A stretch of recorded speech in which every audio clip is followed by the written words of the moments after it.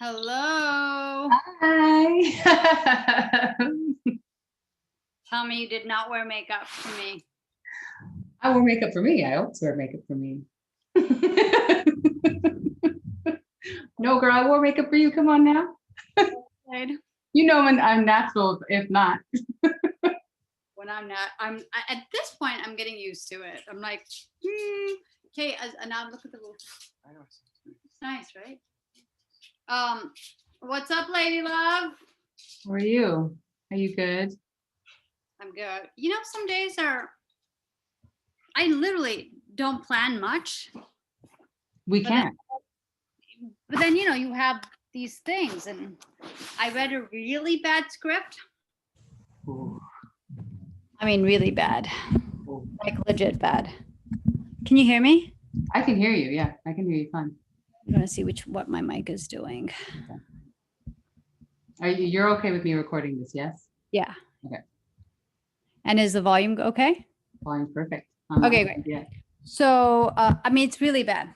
There's 100%. Like, I couldn't even get through the script. Oh. And my biggest thing is never say yes to a bad script.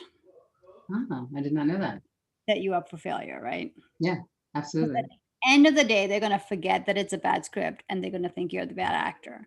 Like that's what happens every time. Have you? Well, you know what? I'll wait. I had a 9 a.m. call just to tell the producer, I love you so much. This is not for me. By 9:15, I was signing contracts to say yes. I don't know what happened. Oh. I don't know what happened. The producer had such a convincing tone, and something happened. My brain went something else, and So suddenly the day was like meeting the director, talking to Zooming with this thing, and looking at dates. I mean, the script is shit. And I told them the script is shit. you actually said that? Oh yeah, I was like, I can't work with this script. It'd be great. It'd be great. Anyway, who knows, babe? At this point, I'm like, whatever. All right, let's do this. Do not put this on because they're Of gonna. course not. Yeah, I'm just gonna let that go. Just let that roll into the podcast. Totally. No, not at all. Well, Poorna, thank you so much for doing this and taking the time out of your day to do this with me. Yes, I have all the time in my day. I'm so happy I'm doing this. Gives me some kind of something to do with you. So I don't know if I really explained a lot, but this podcast is basically like a passion project for me because I really, really believe that people don't become successful just like poof out of nowhere, all of a sudden I, just had a ton of followers and this is what happened. There's always like a team or a village behind propping people up constantly. And I want to actually celebrate those people in various industries and various people's lives. So that's what this is all about. All right, let's get to it. So let's get on with it. Let's get on with it. All right. Yeah. So tell me something. So most people might not know, or maybe they do, if they've stalked you at least a little bit online, that you started off in advertising. So what sparked the change in that? Like what shifted? And then was there anybody that was instrumental in that shift from advertising to acting? I mean, I always knew I wanted to be an actor. It just took me a very long time to understand how to become one. Then it took me a very long time to have the courage to become one. And then it took me a really long time to be a working actor. So by the time I got my first gig, I was 35 and I'd quit advertising when I was 30. You know what I mean? But I knew it so well that I had my whole life. I had a two-pronged strategy my whole life. I would do advertising, and advertising just seemed creative enough but heady enough that my parents wouldn't question me too much. They would let me do my own thing, but it seemed really, again, just creative enough that I could Oh, there was also a guy in India who owned an advertising agency and did a lot of theater that was very famous, guy called Ali Padamsi. I don't know. I think I met a lot of people who are creative. I don't know, probably just a perception, but Mm, I always had a two-pronged strategy. And I just very, very like I take night classes and I take weekend classes while I was in advertising. And I also kind okay. of, I didn't have I don't come from money and I didn't have the I couldn't even if I came from money, I do not think I would have pursued acting with the chance that I couldn't make some money um, month to month to pay rent. I couldn't fathom that. I didn't. I don't have that kind of. Couldn't fathom the instability. Say it again. You couldn't fathom the instability. I couldn't fathom. Never had the option, as us immigrants tend to do, to ask my parents. So that option was off the table. And I was an immigrant here. I couldn't work a lot of times, and I like there was always a visa issue always Yeah, happening. yeah. So I yeah, I had to make a living. It wasn't an option. So, even there's a whole new generation of artists that I'm sure you meet all the time that are immigrants and their parents are like, yes, well, you got this or whatever. Like no one's got anything, back when we were growing up. So true. So Yeah. true. Yeah. And you definitely did not. Again, it's different now, but there was no sense of your parents supporting you.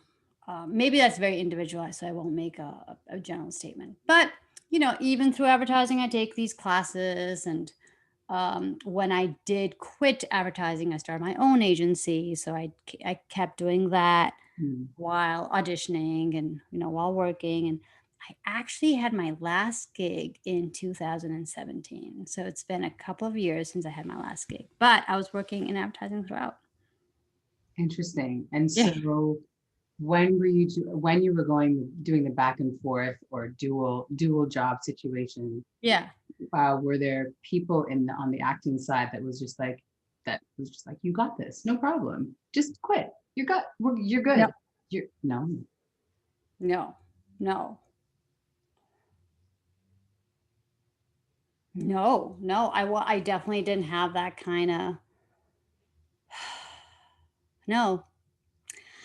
Um So this is a total sidebar. What kept you?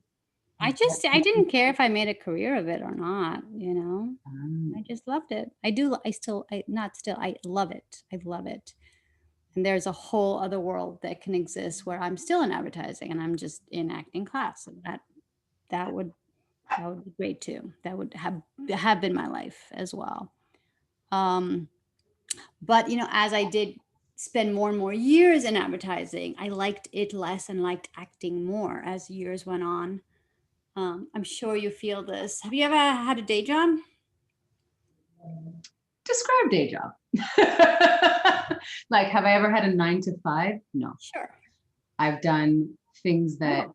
sort of could resemble, like for most dance teachers who own dance studios, that is a day job. Now, I would be faculty within somebody else's studio or Yeah. institution. Yeah. So, but I mean, I was faculty a few times a week. So to say that I had a 9 to 5 situation, Yeah. not, no, maybe when I was in high school for a summer job at my Oh, wow. Okay. father's workplace where I Okay. was customer service on the phone. Like in my adult life, no, no. So when I was working a day job in advertising, I actually had a really great career in advertising. I had a very loving career. I'm still they're my dearest friends. It's my definitely one of the strongest communities I have till date. Okay. But there was this relief on Friday and this anxiety on Sunday that I didn't wanna live with. It was so intense for me. I think a lot of people, that's why they have TGIF, like, that's why they Yeah. have it. Yeah. Uh, but they don't have HFIS, Holy Fuck It's Sunday, which they should. because the anxiety, my only day of not worrying was Saturday. Otherwise, it'd be something on Friday and some anxiety on Sun I don't know. I just was like, "What is beyond that? Is there anything beyond that?" I don't know. Um, but I don't have that. I don't know what day of the week it is. Right. I don't when I'm working, I I can go for as long as even when advertising, I Mhm. would I only had the weekends to take classes, but I would be in there like 8 hours on Saturday and 8 hours on Sunday, and it would just whiz by. And then, like, my advertising work week would never, the hours would just, the clock wouldn't move. It was rigged. The clock would not move. Um, so, Well, just where do you get your energy from? yeah. What's going on? Stuff like So, that. so in the advertising space, you had your own business. Did anybody open up doors for you in that space and in that way? In In advertising? advertising, yeah. Oh my God, they still have my back. Oh, that's amazing.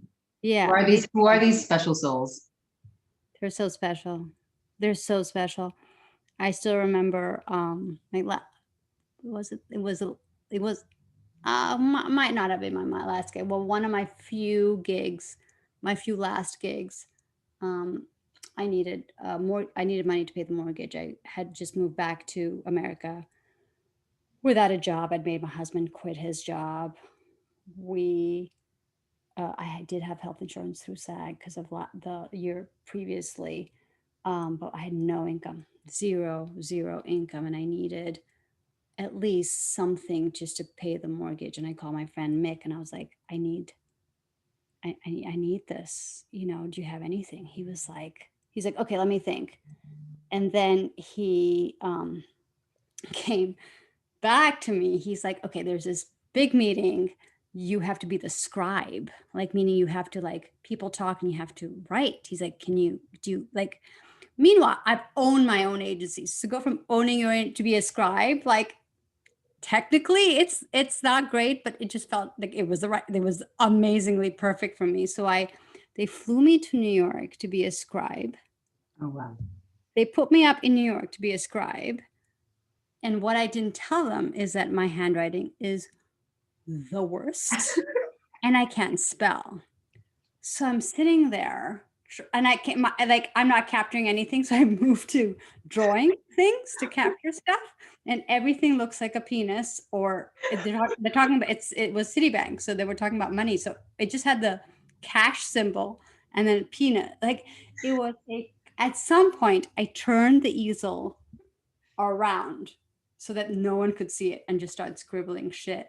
And then on a break, I heard I got a gig. I heard I got a series regular on a show, and I told them, and my friend was like, "Just leave this meeting. Just leave. Just go." So I left the meeting We love halfway. Mitch. We love Mitch. Mick, we Mick, love Mick. Mick, He we was love like, Mick. "Please, just leave. This is a complete disaster. Just leave." So I mean, my friends would always come through for me. That's amazing. Yeah, So we're doing this back and forth in your career, and then you yeah. find the Burrow Group. Talk to me about The what? Burrow Group, Oh, the Barrow Group. right? So we Yeah. find the Barrow Group, and we're like, this is it. Talk to me about that experience after graduating from that program or in the program, and talk to me about who championed your way. I mean, I know it's Yeah. huge. I love the Barrow Group because until then, again, we come from very similar industries, but a lot of creative industries will have, I think a lot of teaching situations will have, where inadvertently somewhere during the way you're trying to make the teacher happy. There's a power dynamic that happens, or you see it happen between the two teacher and a student, um, where you're looking for approval from the teacher. Hmm. It happens very subtly and unconsciously, and it's very rampant in the arts. And then suddenly the Barrow Group is like the only thing you're looking at is being true to the script. And there was no power dynamic. I've known the co-founders now for, 15, 16, 17 years, and I know they love me. But there's such They just, especially Seth, has such a beautiful way of keeping the script close and the everything else at a distance. So it's where I felt definitely as an actor the safest, the least amount of power dynamics. The you know, I am a huge believer that you can learn how to act because that's what I did. I learned how to act. I was always happy when I was acting, but that didn't mean that I was a good actor. And a lot of times, with plays, you come in and you can come in really hot and you can work on circumstances and you can do it. But especially in film, you're doing that particular circumstance maybe 58, 60 times. Yeah. So maintaining that beyond the first take, maintaining that level of um, circumstance or having, I don't know if I'm talking shit, but is really that's where the craft comes in. And I think you can really, really learn that stuff. And did Seth, was he instrumental in not, well, Huge. was he impactful as a teacher, but was he instrumental in opening up any doors or any introductions Yeah. to the It just, I think I'd taken a lot of acting classes and I really felt at home at some and I really felt like alien at some. That power dynamic was always present, Mhm, somehow lurking. Um, and I'd never looked at a script the way that Seth teaches me to look at a script. mhm, Um, and at the Bear Group, even, I'm still in classes, even now, I am still unlearning acting. Um, at the Bear Group, that's my journey there, unlearning. mhm, Like, I'm shooting Never Have I Ever, and one of the scenes is she bursts into tears, and as an actor, you put so many assumptions on what burst into tears and what state do I need to be in. I'm scared of the scene, and what if I don't burst in? Like all that stuff. Like, how do you really unlearn all these assumptions that you come in with a scene with, and just be really true to have the courage to be true to yourself and do the work and be true to what shows up. I don't know. I mean, it's no, I mean, and that's a lesson in life as well, right? yeah, yeah, for Yeah. sure. But yeah, my journey with Bear Group is very, very intense and very long, and I'm training to be a teacher there now because a lot of, during the whole Black Lives Matter, they realized they had maybe two teachers of color, Right. um, and that's it, And so, how do you get a more? They Diverse do voices, yeah. very. Say it again. Diverse voices. Diverse teacher Yeah, training. yeah, Yeah. So yeah, just being able to. Yeah, yeah, they're really good. yeah. I know you're a huge fan of Huge yeah, advocate. yeah. And I'm a huge advocate against going to acting schools, meaning like a 4-year program or a 3-year program. I think you will meet people who are power tripping in your journey there and they will do so much harm. Hmm. So your first role came in like 2004, She Hate Me, Law and Order. And Yeah. those roles obviously changed your journey. Besides being an immense talent, which you are, were there directors and castings that opened up doors like David Rubin, like for example? Were there people that were like, yes, you have that thing that we're looking for, and so I, therefore we're going to open yeah, these doors for I you as a think person like of color, as a woman, etc. right. I would definitely like there's a couple of casting directors. One is the people who cast me in Never Have I Ever, I think are probably the best casting directors I've met because I've seen who get cast on this show and how hard they look for them.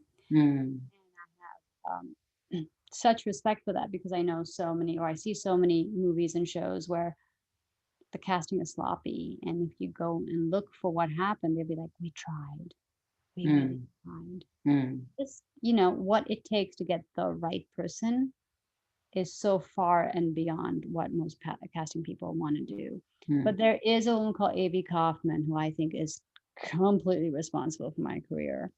Um, Wow. she is a very, very powerful casting director. And um, I went in. Auditioned for I auditioned for a role that I thought was bigger. I mean, I went in prepared for a role that was bigger. It was in a movie called Awake. That was the first time I met her, and she was like, literally while I was in the casting office, she's like, "Oh, darling, that's going to Georgina.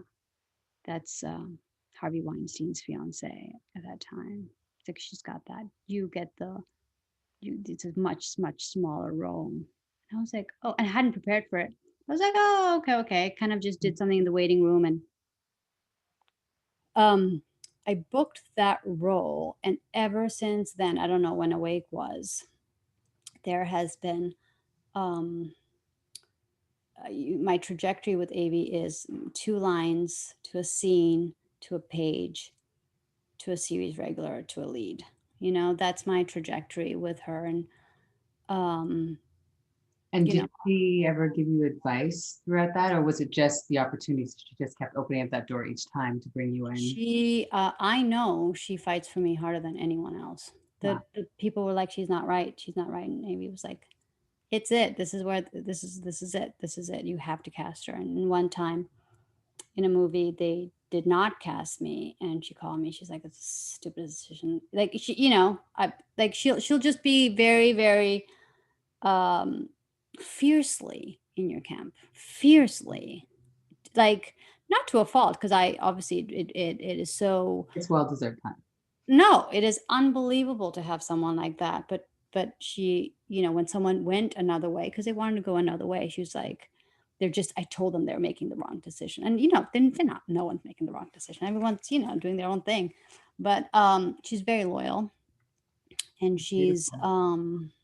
That's just beautiful to hear that someone is that yeah. loyal and really in somebody's corner, because there's so many actors out there. You don't have to be. You could just, tote the Yeah, line. Yeah. yeah, you have to be. You can just Mhm. do your thing, and I think that's the biggest thing between LA and New York, which is the casting directors in New York, I feel are so loyal. There's no fear. Like a producer will come in, they'll be like, I think so and so, and the casting director's like, I don't think so. They'll really stand up for the actor, I think, in New York and LA, especially my first few years here, felt very different. I don't know. But that's what it was like at the beginning. I had a couple of casting directors who I could, and then I had those who would never allow me into their room. Mm. There was there was an audition I did, and I knew I was wrong for the part because it is part reality show, but that's also like a Borat thing, and it's also that's my dream job to do something like a Borat. But it was I wasn't right for any age group, but there was a role of a grandmother, and I love playing an Indian grandmother. Like I love playing an Indian grandmother. So I went in there. I wasn't gonna get it, but I went in there, fake teeth and oh whatever. And the casting director's shirt button was open, like you open, and then she was open one more, and I think I buttoned it, and she was flipped out. She didn't, and it's a good lesson for me is I didn't break character ever. I was just that crazy old woman, and she got totally flipped out. She was like, I don't want her in my casting room ever again. And true to life, I've never been in a casting room ever again. Wow. Yeah. Wow. She closed that door. Some doors here are closed. So some doors are just closed. So tell me about, and I might be mispronouncing her name, and I apologize already, but tell me about your collaboration with Yale. Is that how you pronounce her name? Yael. Yael. Okay. Yael. Yeah. Tell me about how that came about. Did someone introduce you guys? Was it just she saw you in something? Like, how did that collaboration come about? So it was 2006, and I remember that because I was pregnant with Anav. I lived in New York, and there was a theater that I saw almost everything that they had. It was called Culture Project. Do you remember it all? I don't think so. Gorgeous theater, but they always just had the best plays. Like I would just walk in, Azad and I would walk in, buy a ticket last minute, and sit and not know what we were seeing. And it was Oh, it's terrific. They had great taste. Mhm. So Amajuba is a play that Yael did, and I did not know anything about her. I didn't know what the play was. But Amajuba, like Nirbhaya, the play that we did together, ended up being was a testimonial play. But unlike the Vagina Monologues, which is a testimonial play where actors perform words of actual people, Mhm. in Amajuba, like Nirbhaya, it's the actor's own story on stage. So when I saw Amajuba, I actually had never seen a testimonial play where the people are doing their thing. I don't know if you've heard of a play called Exonerated. No, but I would be very curious to see it. But I feel I have Exonerated, seen testimonial plays before. you have. Like, do you remember which one? Uh, Like Vagina I think Monologue. that there was one that was based that the it was about apartheid, but I can't for the life of me remember the name. I was doing Lion King at the time when they Oh. came to Toronto, and it was What sort of year was that? what would have been like 2002, maybe 2003, and it was the play that sort of sparked the movie Serafina.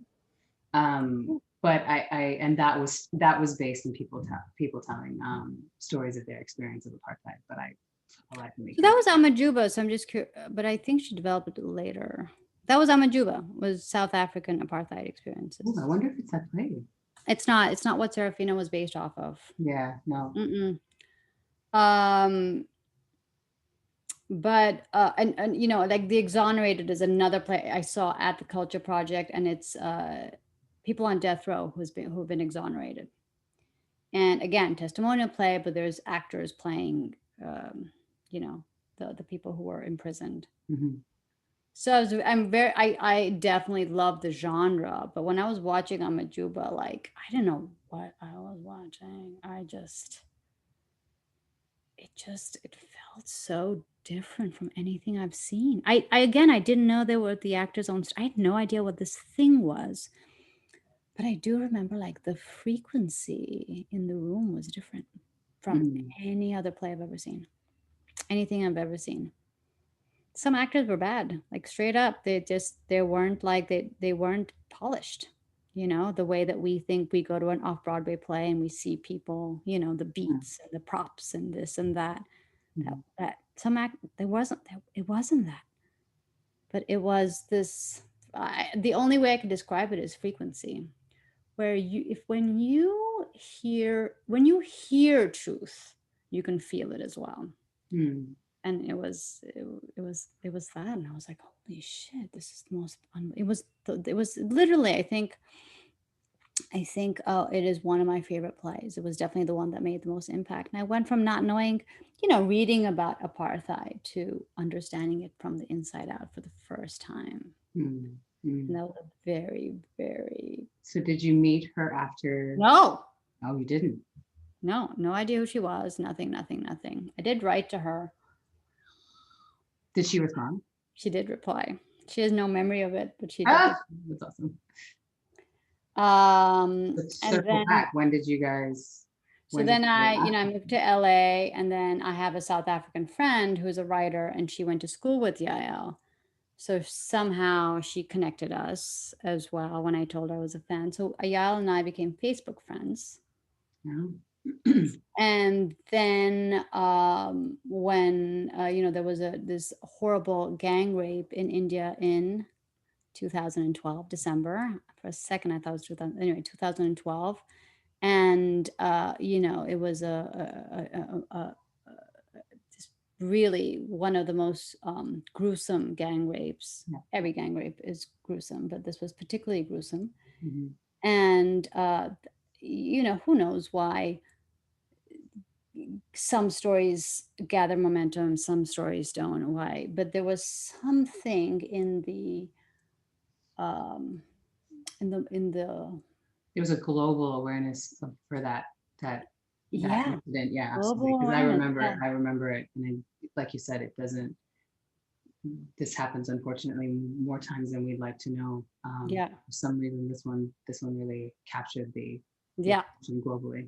Yeah. It was in the nation's capital. She had gone to see Life of Pi, Um, she couldn't get a rickshaw back to take her home, so she boarded a bus. There was, I think everyone could find an intersection with her. I don't know. I actually, no one knows. It's the same reason why a Tunisian fruit seller can, set off a revolution in the Middle East.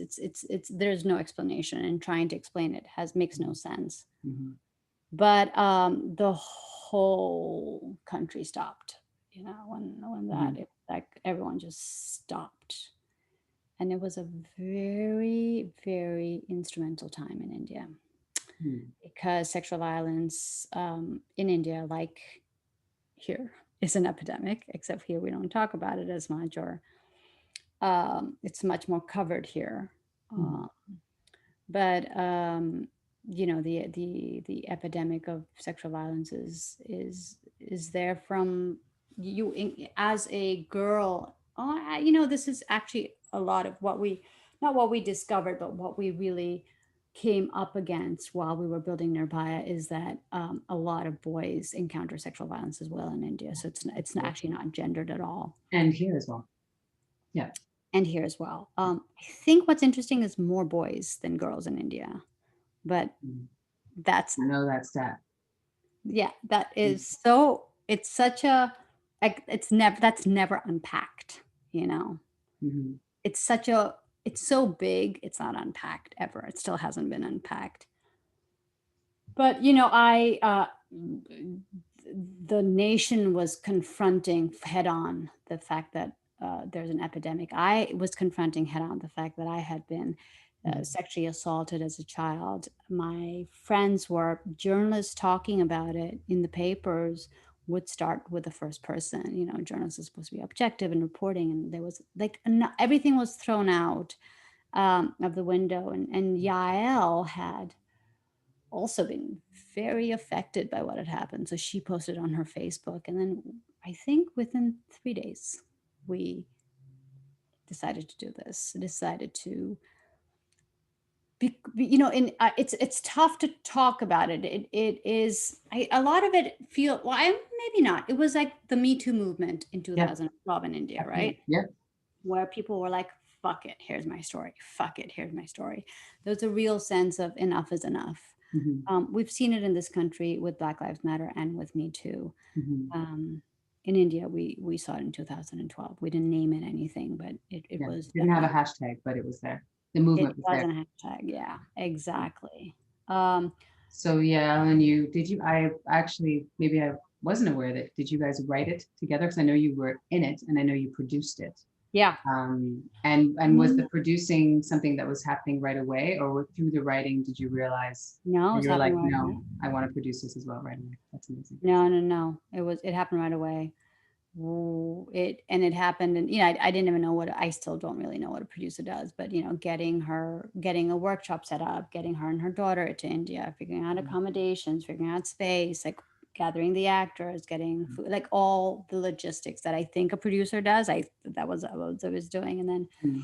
as the play's life went on, started fundraising to take it back to India, started fundraising for different countries, started their New York theater is very white. So how do you make sure you get people of color? How do you make sure you get students? So just all that, um, And is that stuff that was I did throughout. actually quite interesting because you both knew each other, you know, uh, not well, Yeah. but well enough. So that was a bit of a risk for both of you to take on, but especially with such a play Oh, with such hard subject matter to oh the yeah. And there's a whole thing about what is a white woman doing, right. talking about an Indian thing. So it was actually very, to Ya's credit, it was so important for her to always integrate. There were forgetting how many testimonies, maybe five. Rook, Pre, Sneha, I guess five testimonies, Mhm. and one always took place outside of India. So one was a gang rape in Chicago, and one was a rape in Montreal. Just to always remember that This is not something to that's happening locate, globally. Yeah. not to locate it with Indian men or in India, but to always locate it globally. And Exactly. that helps with the stereotypes and the, prejudice that could come with a play that's centered directly focused on a certain ethnic culture. Right? Totally. And And so the last thing I wanted is for people to come out and say, "Oh my God, what a terrible country India is, and you right. poor things." Like that would be the worst. And a lot of people did, of course, Yeah. because they, at that time, what we found when we premiered in India is that people had no idea.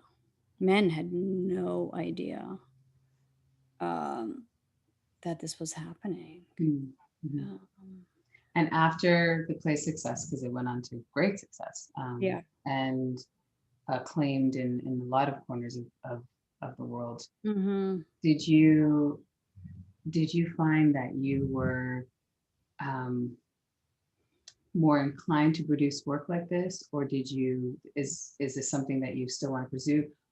Who helped open the doors for producing on the other side of the continent? Because those doors needed to be opened in order for you to get the work there, and who was instrumental in those spaces. I would probably say Yael is an instrumental person in my life. I would definitely one of the most instrumental people. It is a very interesting thing because producing is, there's acting and there's directing and there's producing, and Nirbhaya was all of it for all of us at the same time, right? So we didn't write it, but it's also our words, Mm-hmm. right? And what Yael does is go through our story, like, go through so much of our story and so much of my childhood and so much of my adulthood, and weave it into I'm trying to remember how long my monologue was. Just a couple of minutes, Mm-hmm. but that monologue has to maybe 10. It was 10 minutes each, so it's a 50-minute there. So it was she has to weave a lifetime into a shoestring monologue, Mm-hmm. and she works symbolically. So she works with symbols. So drawing different symbols from your lives and all that. She works with dreams. The beginning of the play is literally the words from a dream I had during the workshop of it. So it's a lot to condense, but when I see the writing, I recognize all the words. They're all mine, Mm-hmm. but I don't recognize the pattern. That's not how I said it. It's complete poetry, complete Shakespearean poetry. It's unbelievable. But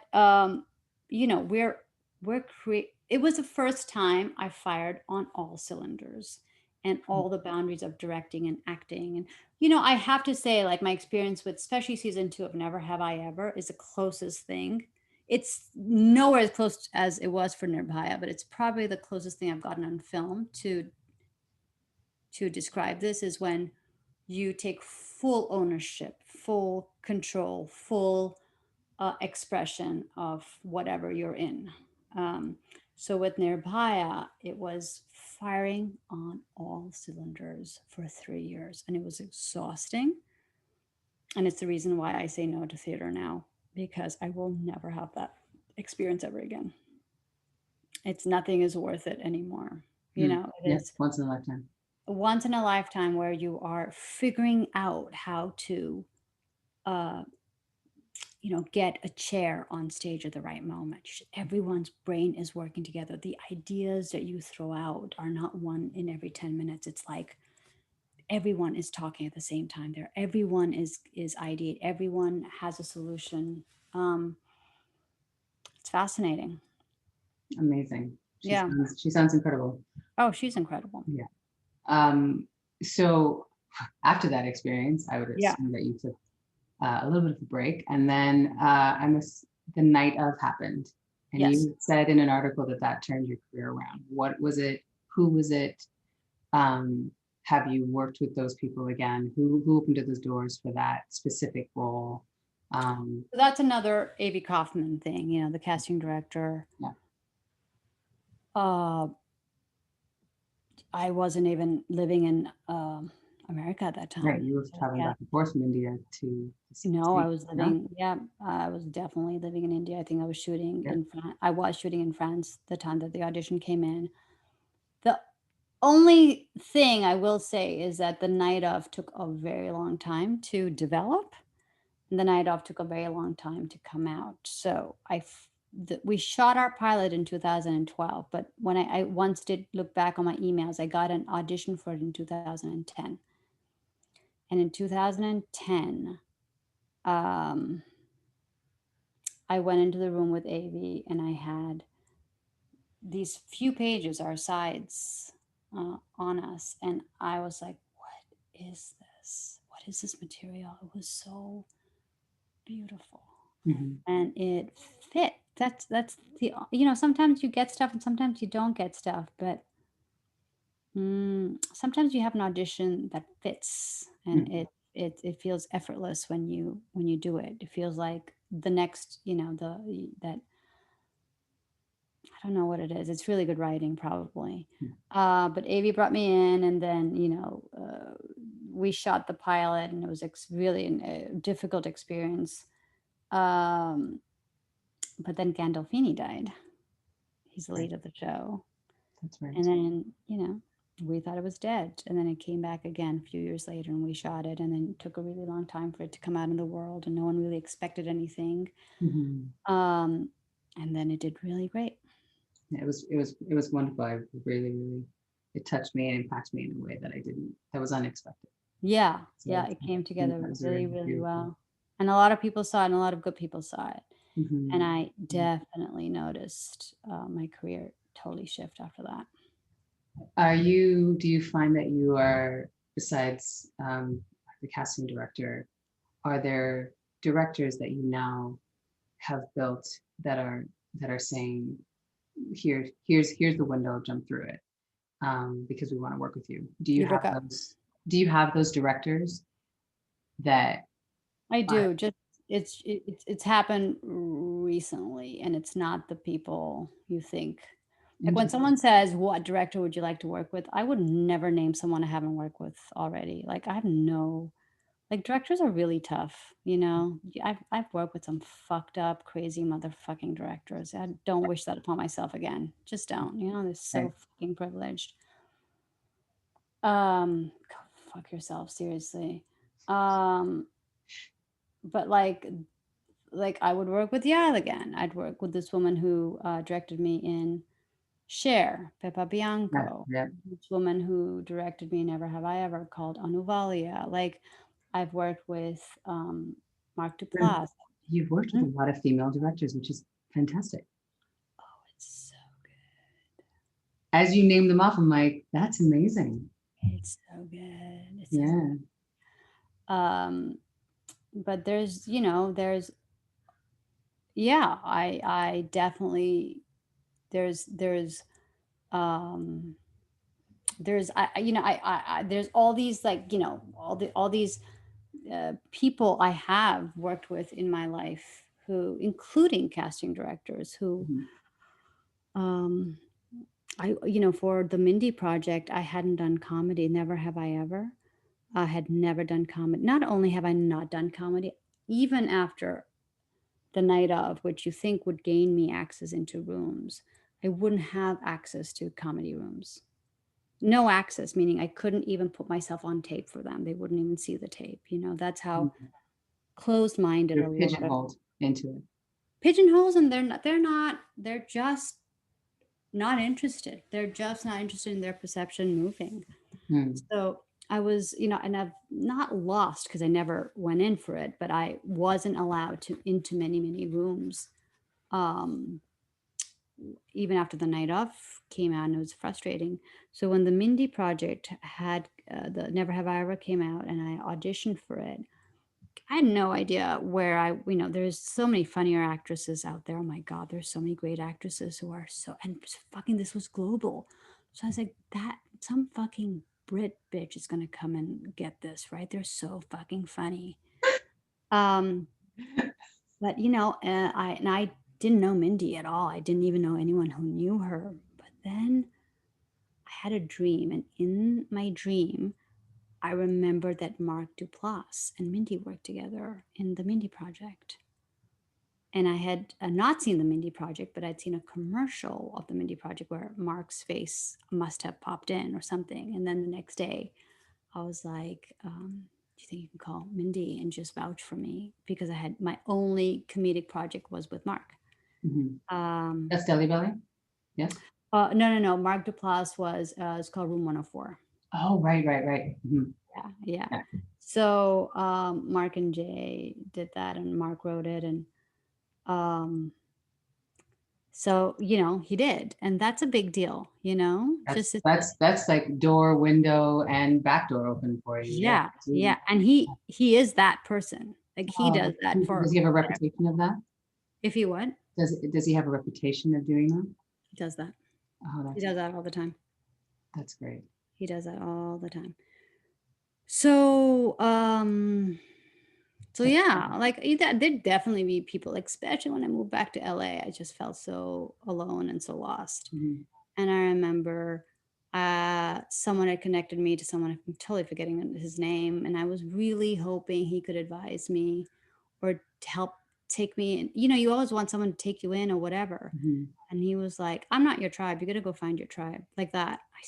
I literally, I will look him up, and I was like, I, I okay. There's some people who just, you're none of their business. You're none of their business. Mhm. Um, and the Indian community back then wasn't strong enough to be my only business. It is now, trust me, Yeah.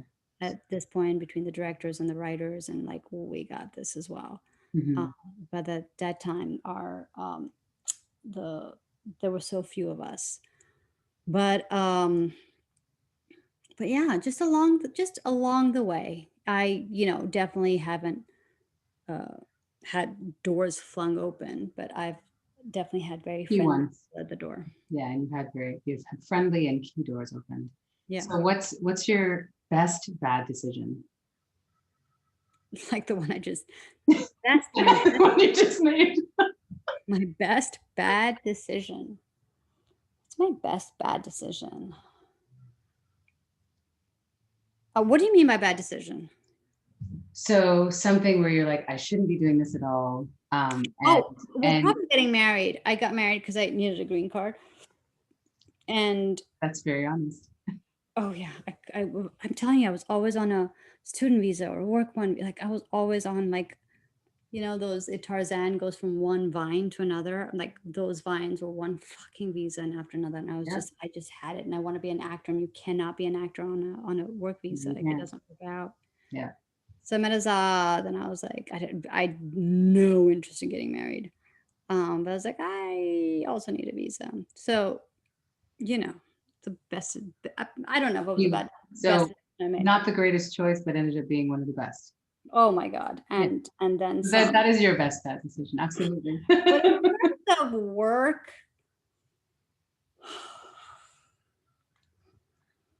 in terms of work, uh, I mean, since we're talking about Room 104, um, I would probably say I got 104 because someone backed out, and that's not the kind of project I'd ever want to do. You Um, would normally one- say no to that. it's you're usually in a bad position when someone backs out. It means someone wanted someone else, Mhm. and Azad, I'm doing a podcast. Someone wanted someone else, right? And then you're in second place. You're in because they couldn't get them. Right. So it comes with a set of problems. Mm. And Room 104, it was a mother son, and it was written for a black mother and black son. And for whatever reason, the character playing the son backed out. This was all within 24 hours. Wow. And then they were scrambling and they couldn't figure it out. And then Mark knew this actor called Karan Soni, who's this young Indian guy who he thinks is really funny. So he's like, okay, what if it was like an Indian guy and his mother? Great. And they rewrote it, right? And they kind of rewrote, they didn't really rewrite, right? And then my role was only on the telephone. Like I wasn't even seeing nothing.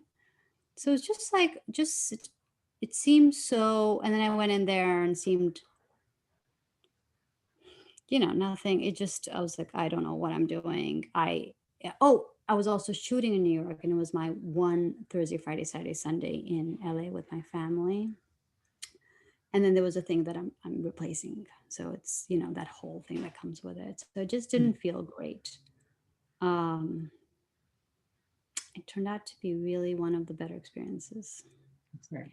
not only creatively for what it is, but Mhm. also, meeting Jay and Mark and that relationship. Right. Right. Because our half of it, if more than half of our business is about relationships. So yes, Yep. that matters. Yep. Did you ever have a significant fork in the road and where there's a time where you're like, I quit or I keep going? Or you've just Oh, been like, I no, I'm sure. N I've taken the fork. I've quit acting a couple of times, like, actually quit. Um, What got you back on the horse? see, I don't it's for me when sorry, so let me rephrase that because it's an important distinction. I am happy being in an acting class, right? And because I'm not making money as an actor doesn't mean that I can't pursue acting. Period. So when I say quit, what it does mean is I don't go in for auditions anymore. I don't have an agent or a manager or, all that falls away. Mhm. Um, I most probably have a job. That's what it's looked like. I have a, full-time job. Mhm. Um, but I do have time for acting class. So You when love the crack in the I process. just love Yeah. acting, Yeah. Yeah. nothing, no circumstance can change that. So when I did quit the business a couple of times, but I never quit acting. It's beautiful. Do you have a tough love mentor like Simon Cowell or Gordon Ramsay I type in hate your those life? type of people. I really, I just, I hate, I hate, do I hate tough love? I don't have anyone in my life who gives me tough love, so I clearly probably have. Right. I love very blunt people, and I have a lot of blunt people, but Simon Cowell. That tear you down to build you back up. That's not your thing. Oh my God, that's exactly it. I have no time for that because I don't see you breaking yourself down to build yourself back up, you asshole. Like, do you have a tough love person in your life? In the dance world, there's many. It's like there's a movement now to move away from that. But a lot of the old school choreographers, old school directors, theater directors, theater choreographers are all about that.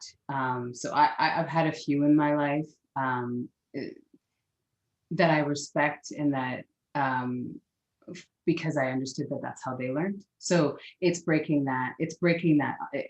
unlearning and breaking that tradition, Mhm. especially in the contemporary dance world, which is where I come from. Yeah, yeah, There was a tradition of that. yeah, Not all, because it would be hard for me to generalize because I haven't worked with all, but yeah.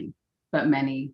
The teachers in schools, it was sort of an institute. That tough love situation was an institution. I feel like there's more of the let's direct a different way, let's teach a different way, let's open up hearts a different way, let's teach them vulnerability in a different way, let's Yeah. teach them how to access fear in a different way. Yes. I feel that's much more embraced now, but not when I was not during my career for sure. Oh yeah. Yeah, not at all. Um, I guess I maybe I did encounter a lot of the tough, but without the love. Maybe I don't. I mean, Yael is a lot of tough love, I will say, but I like the love that she has for her performance and for the work is so evident that maybe that's tough love. But well, and I mean it more like sometimes they can be mean. nope, nope, Yeah, no time for that. yeah, like sometimes and I know Simon Cowell embraces it, but like sometimes he can be just mean, just mean. I feel like over the years that image of him is softened, Yeah. but that really harsh critic and like who really, in the dance world we call it when when a choreographer is reading you, in front of everybody and you're just like demoralized, like that's Right. So the I guess I very much, again, and I brought this up. I come from the school that all you need is to want to show up, and then everything is teachable. I mean, Mhm. it's acting. Yeah. It is. There's not much to it. Mhm. It's acting. And if you want to take someone's trip because of that, yeah, it's not my cup of tea for sure. Is there anybody in the industry that taught you about betrayal? Taught me about what? Betrayal. Betrayal. Tell me about betrayal. Nope. That's fantastic. Yeah, and how would let me just wait. What is betrayal? Like what? How do you qualify that? What is So, um, uh, promises that were yeah? solidified and then cut you out of something completely, or like Sure, uh, 100%. That's happened so that many times. literally stolen money, like an agent that's stolen money, So or what? an Stolen agent money. that's stolen money from you, or No, there's been tons of project that I was replaced for, tons. Um, like uh, signed contract, signed, sealed, delivered, and then no, sorry, totally, totally. Not a big. It's really that's not a big deal. probably common. Uh, Interestingly enough, the situations that I'm thinking about it in all happen in India, so maybe there's something to that, and maybe it's geography specific. Mm. And the explanations are we needed some more beautiful both times, and I love that. It's so great, right? Like, what are you gonna say to that? What do you have to say to that? But I'm also like very much, um, I'm very much when you know that old saying when someone shows you who they are, listen the first time. Is that Maya Angelou? Hmm. I'm a huge believer in that, like a massive believer in It's that. probably kept you safe. I think it keeps me very safe, Mhm. and it Mhm. lets me go of shit very easy. Like, oh wait, that's what you want. Totally got. That's not me. I get it. I don't want to. I don't want to show up in any project where I'm not wanted fully. I completely don't want to be set up to fail in that regard. Mhm. Mhm. Um, so yeah, that's happened plenty of times. I do not even think of it as betrayal. So now that you're in the position that you're in, you're a mother, you're a business owner, you're an accomplished actress. Is there anybody that you're making space for No that's one, behind just my ass, you? my skinny ass with even space on the same chair, and I'm not giving it up. There's so much space. There's like a whole other skinny body that can fit in. Um, More space. The one thing I have plenty of always, and that I will always give, is my time. I have plenty of time. I have plenty of time. Um, and a lot of people don't. Like literally, a lot of people are so busy they don't have time. So I will always be willing to give of my time for sure. You Um, find yourself mentoring any of the young actors that are coming underneath you, exactly. especially Never Have I Ever. Exactly. Yeah, a lot of them, and then at the Barra Group, I mentor a lot of the students there. Hmm. We have a program with a company called Opening Act. I don't know if you know them, I've but heard of them. yeah, I've yeah. Yeah. experienced it. So yeah, it's just bunch of a lot of them are immigrant kids. A lot of them.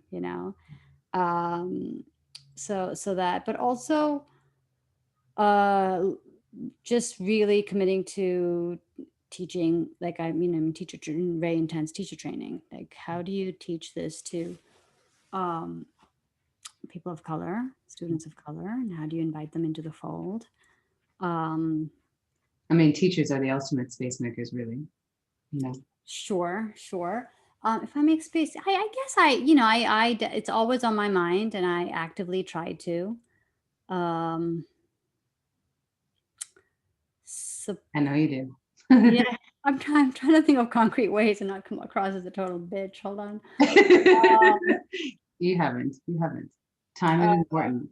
I mean, yeah, yeah. mentoring is a type of that, even if you don't have doors to open for someone's career per se, you know, Yeah. Oh, like, I'll always try and open as like I will always be if someone has if someone has talent, meaning if I of course. come across a script and it's it's really decent, there's no like I just got a script in on Gmail during quarantine, and we're now have a company, we're producing it, and we're taking it out to Netflix. Like that just happened. Mhm, mhm. Um, but the script, which goes into my other um, account, my other Gmail account, which I never open, I read 4 lines of it. I was like, wait, what is this? You know what I mean? Yeah. So stuff like that. I mean, the material really has to pop. And I will, um, yeah, You move mountains for that. Yeah, absolutely. yeah, Yeah. absolutely. That's what it's about though, right? Yeah. For writing, there's a lot of, for acting, I always go back to, um, I will always guide people through for example, the Barra group, right? If they want to learn acting, I will always guide them through that and stay connected through that because I just, I am an actor because of my training, but also the age that I am. I You have started had, late in all intents and purposes. You started really late. So yeah, I started late and this is, by the time I started, I already had a whole bunch of life experiences. And mhm. sometimes acting just takes a lot of time for things to sink in and for you to be ready for it. Well, thank you so much for your time today. So welcome. Poorna, you're amazing. You know, I adore you and I'm inspired by you all the time. Just for any podcast listener, Coffee just spent an entire day with my mom. She got her an iPad, loaded all the apps, and teaching my mom how to use it. That's how awesome she is.